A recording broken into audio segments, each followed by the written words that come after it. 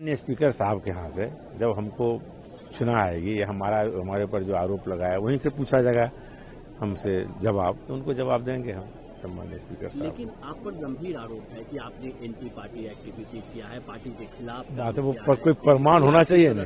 वो बोले कि हमारे पास प्रमाण है, देंगे ना, तो जब प्रमाण देंगे हम उसका जवाब देंगे। हमने कोई पार्टी के खिलाफ काम नहीं किया है। हम पार्टी के साथ जब से नीतीश जी के साथ 2010 में आए हैं तब से आज तक नीतीश जी के ही साथ है, बीच में छोड़े नहीं कभी हम। बहुत लोग तो छोड़ के चले गए फिर आ भी गए, हम तो आज तक नहीं छोड़े।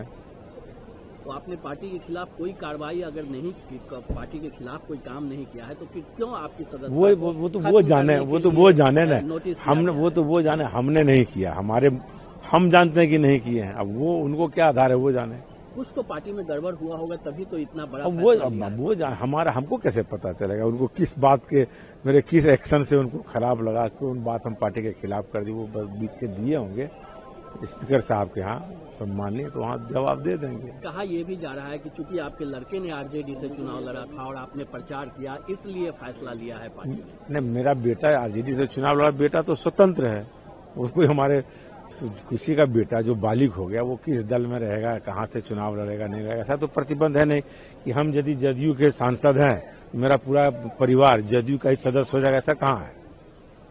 ऐसा तो इस देश में नहीं है कि अब जिस दल में रहिएगा पूरा परिवार को लिख के देना एफिडेविट करके कि आपके सदस्य दल का कोई सदस्य दूसरे दल में रहेगा, आपकी सदस्यता चली जाएगी, ऐसा नियम बनाएगा तो सोचेंगे। अभी तक तो ऐसा नियम इस देश के लोकतंत्र में नहीं आया है, जदयू ने बना दिया हुआ, ये नियम पता रहता तो नहीं जाते हम। आखिरी सवाल कि क्या आपको लगता है कि आपकी सदस्यता बच पाएगी?